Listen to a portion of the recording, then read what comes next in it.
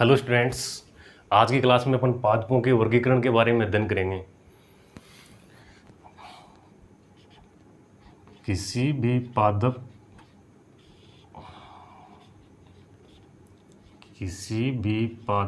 को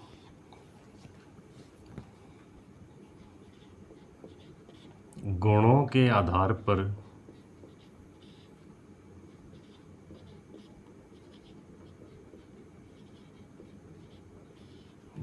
के आधार पर निश्चित स्थान प्रदान करने के लिए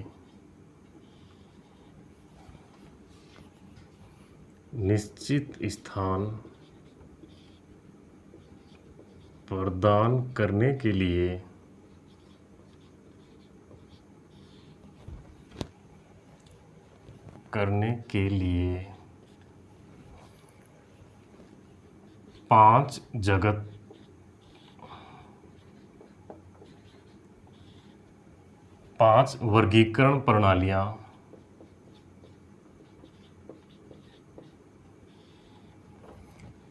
वर्गीकरण प्रणालियां प्रचलित हैं।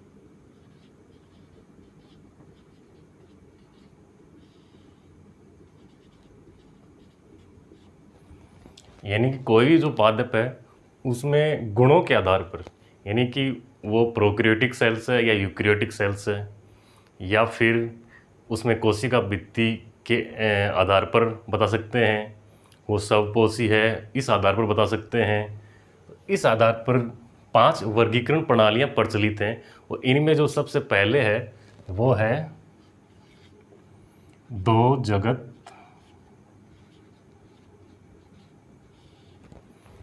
वर्गीकरण प्रणाली।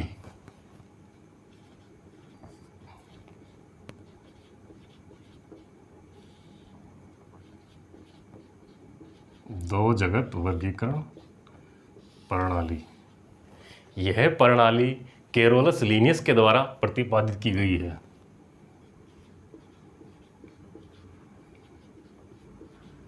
कैरोलस लीनियस के द्वारा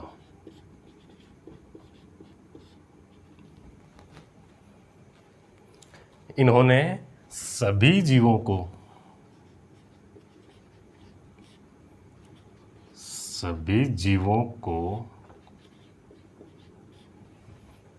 पोषण विधि के आधार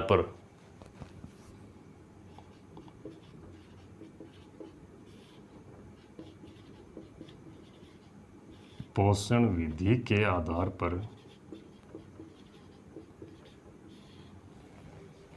पादप व जंतु वर्ग में वर्गीकृत किया। पादप व जंतु जगत में वर्गीकृत किया।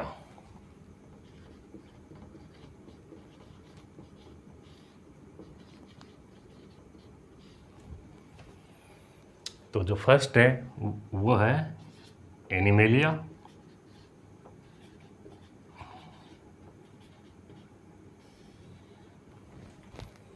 और सेकेंड है प्लांटी,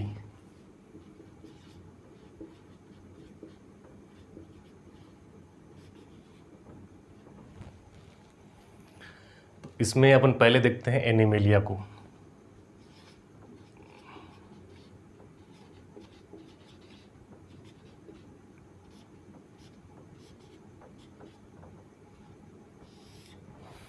एनिमेलिया के जो प्राणी होते हैं वो भोजन के लिए दूसरों पर निर्भर रहते हैं, अतः इन्हें विषमपोषी कहते हैं। ये कैसे जंतु होते हैं? विषमपोषी जंतु होते हैं।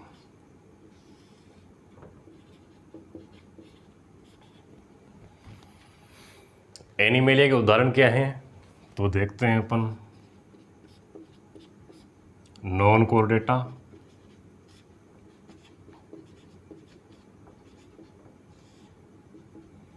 कोर्डेटा,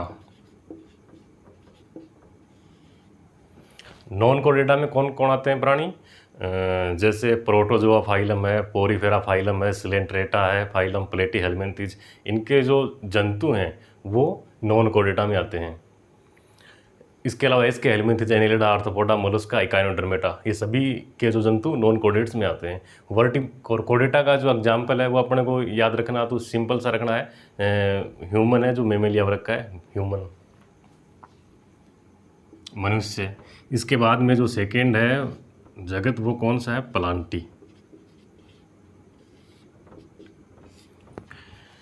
प्लांटी का अपन सीधा सा अर्थ समझ रहे हैं, पादपों से संबंधित है। तो पादप होते हैं वो अपना भोजन सूर्य के प्रकाश की उपस्थिति में और हरित लवक में अपना भोजन का निर्माण करते हैं। तो ऐसे प्राणी क्या कहलाते हैं? स्वपोषी प्राणी कहलाते हैं।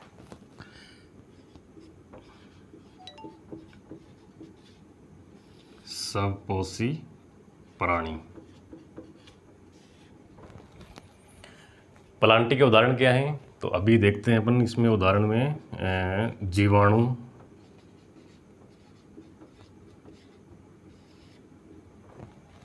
शैवाल,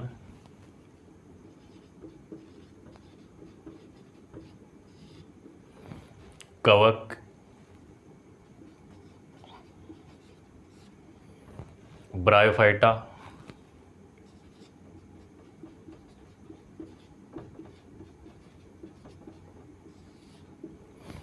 टेरिडोफाइटा,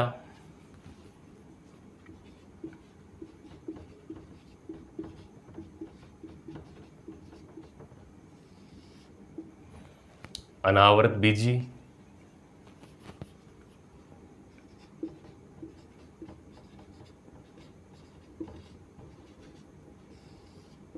और आवृत बीजी।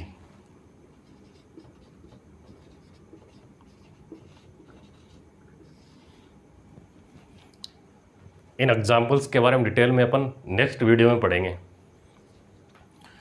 तो ये जो जगत वर्गीकरण है ये कौन सा था? 2 जगत वर्गीकरण प्रणाली थी। इसके बाद में है 3 जगत वर्गीकरण प्रणाली।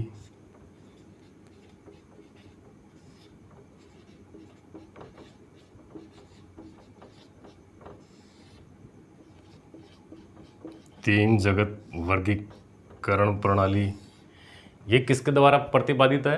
हेकल के द्वारा।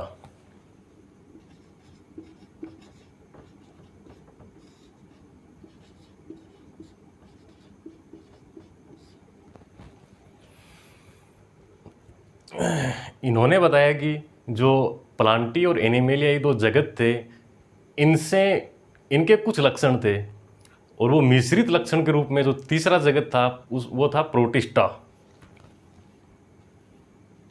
तो इसमें जो फर्स्ट हो गया एनिमेलिया, सेकेंड प्लांटी, इन दोनों के बारे में अपन पढ़ चुके हैं अभी।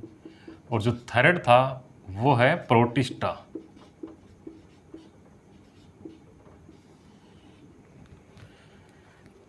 जो ये थर्ड जो प्रोटिस्टा है इसमें जो लक्षण पाए जाते हैं वो एनिमेलिया और प्लांटी इन दोनों के मिश्रित लक्षण होते हैं।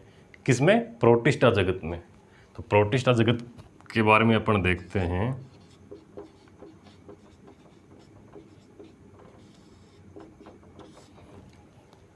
इस जगत के जो प्राणी होते हैं वो एक कोशिकीय होते हैं।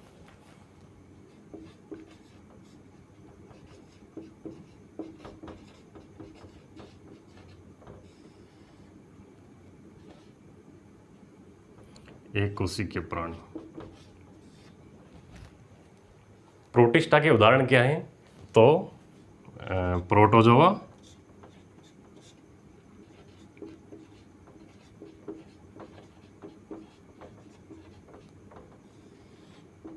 कवक,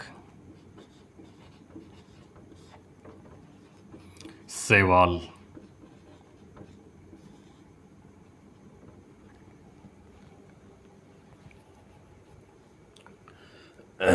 अपन ने अभी बात की है कि जो प्रोटिस्टा उसमें प्लांटी और एनिमेलिया इन दोनों के लक्षण पाए जाते हैं। इस आधार पर अपन देखते हैं तो जो कवक कवक के बारे में हम पढ़ चुके हैं, प्लांटी में है। प्रोटिस्टा में कौन सा है? यूग्लिना है।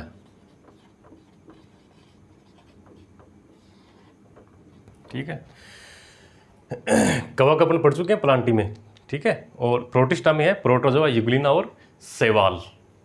तो यूग्लिना के बारे में बात करते हैं अपन।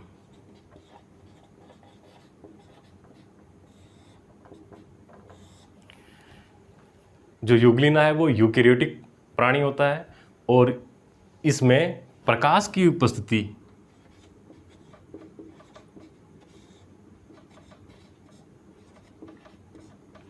व कार्बनिक पदार्थ की अनुपस्थिति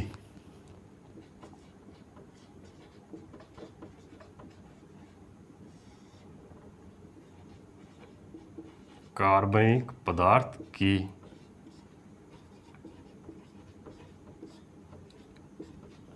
अनुपस्थिति में यूग्लिना के कई जंतु पादप की तरह भोजन ग्रहण करते हैं।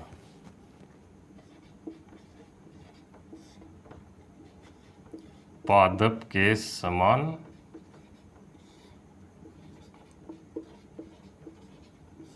भोजन ग्रहण करते हैं, लेकिन प्रकाश की अनुपस्थिति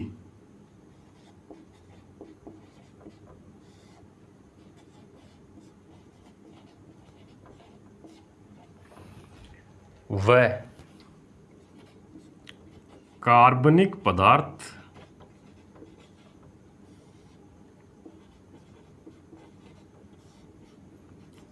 की उपस्थिति में प्रकाश की अनुपस्थिति व कार्बनिक पदार्थ की उपस्थिति में ये जंतुओं के समान भोजन ग्रहण करते हैं।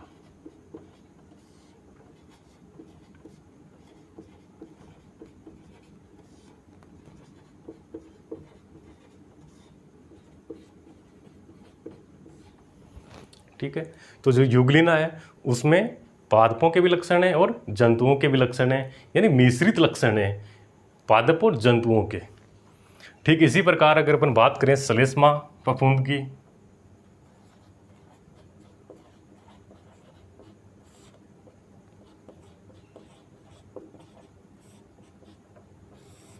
यह भी यूकेरियोटिक प्राणी है।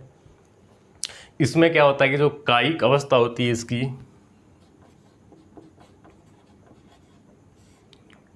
कायिक अवस्था में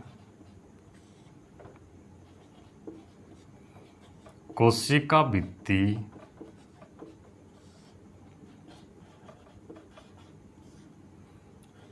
अनुपस्थित होती है। जब कायिक अवस्था में कोशिका भित्ति अनुपस्थित होगी तो ये किसके समान भोजन ग्रहण करेगा? जंतुओं के समान।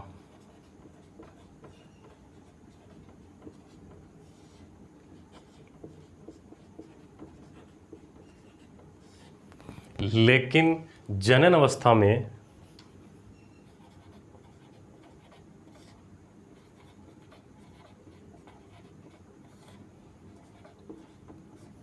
कोशिका भित्ति उपस्थित होती है।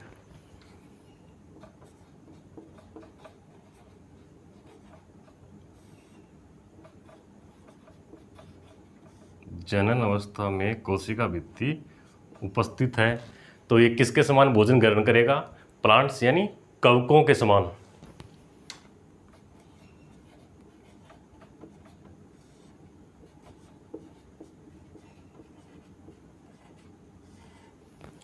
ठीक है, तो श्लेष्म फफूंद है उसमें भी पादपों के लक्षण है और जंतुओं के भी लक्षण है, यानी मिश्रित लक्षण हैं इसके अंदर।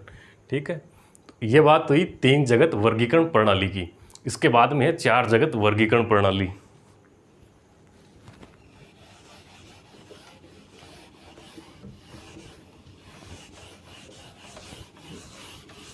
इसके बाद में है 4 जगत वर्गीकरण प्रणाली। तो जो थर्ड है वो है 4 जगत वर्गीकरण प्रणाली। किसके द्वारा दी गई थी? कोपलैंड के द्वारा।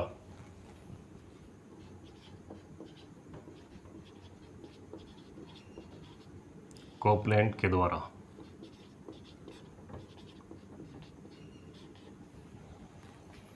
चार जगत वर्गीकरण प्रणाली में जो पहला जगत है वो है माइकोटा या मोनेरा।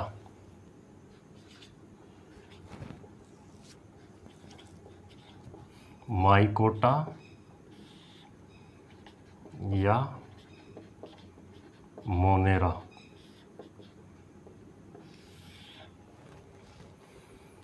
माइकोटा या मोनेरा कैसे होते हैं? ये प्रोकैरियोटिक प्राणी हैं। प्रोकैरियोटिक प्राणी।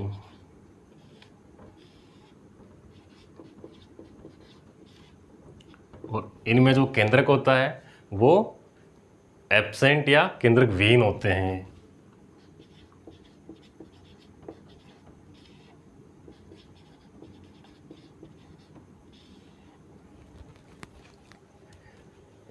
इसके उदाहरण कौन से हैं? तो जीवाणु,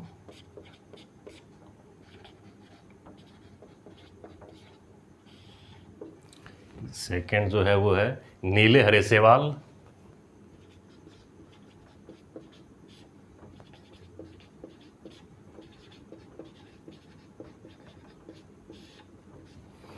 नीले हरे शैवाल को साइनोबैक्टीरिया भी कहते हैं। साइनोबैक्टीरिया।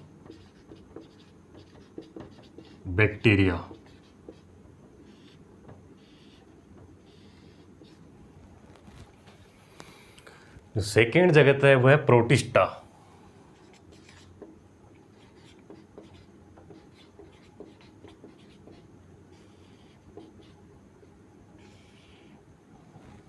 प्रोटिस्टा कैसे होते हैं? यूकैरियोटिक होते हैं। यूकैरियोटिक। इनमें केंद्रक उपस्थित होता है।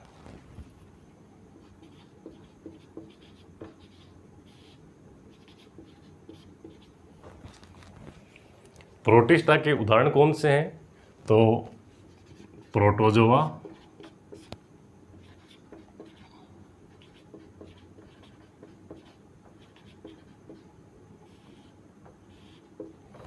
कवक और लाल व भूरे शैवाल।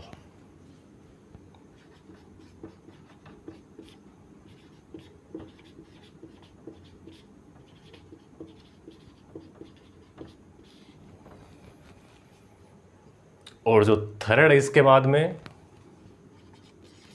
वो है प्लांटी या मेटाफाइटा।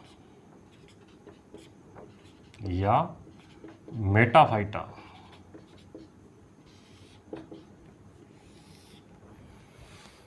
ये यूकैरियोटिक होते हैं।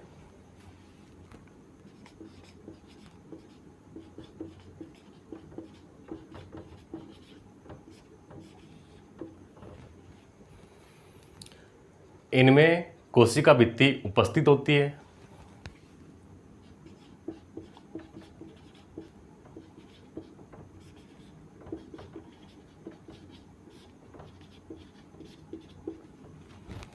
और हरित लवक उपस्थित होता है।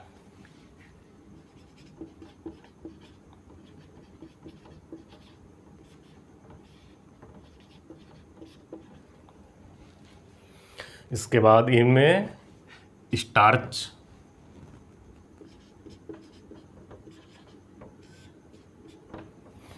सुक्रोज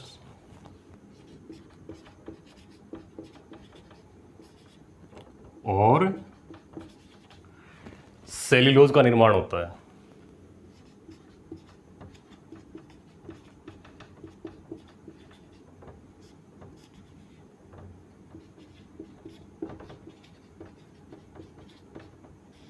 ठीक है। जो सुक्रोज है ये डाइसेकेराइड है, स्टार्च और सेल्यूलोज पॉलीसेकेराइड है।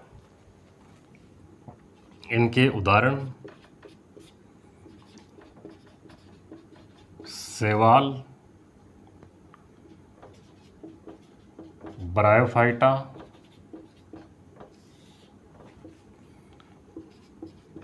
टेरिडोफाइटा,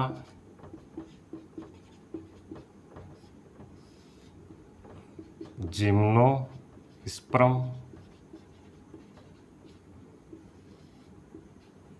जिम्नोस्पर्म को अनावृत बीजी कहते हैं हिंदी में, अनावृत बीजी, और एंजियोस्पर्म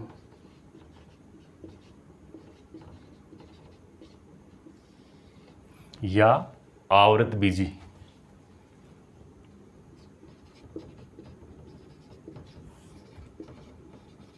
आवृत बीजी, ठीक है। इसके बाद में जो फोर्थ है वो है एनिमल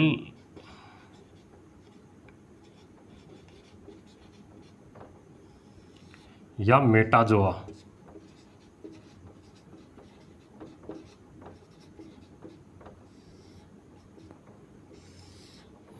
ये प्राणी कैसे होते हैं? यूकेरियोटिक होते हैं।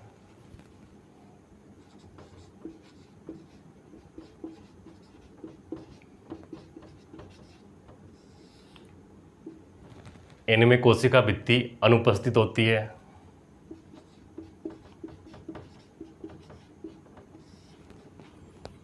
कोशिका भित्ति अनुपस्थित। इनमें हरित लवक भी अनुपस्थित होता है।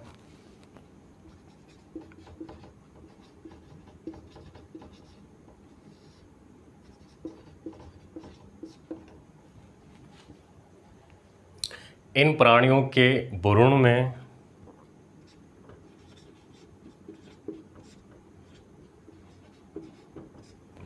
ब्लास्टुला व गेस्ट्रुला उपस्थित होते हैं।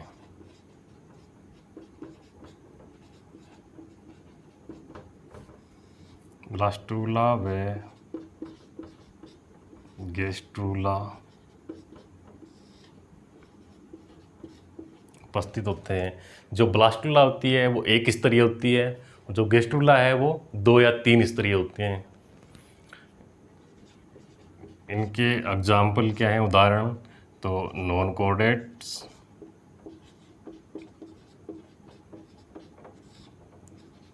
व कोर्डेटा।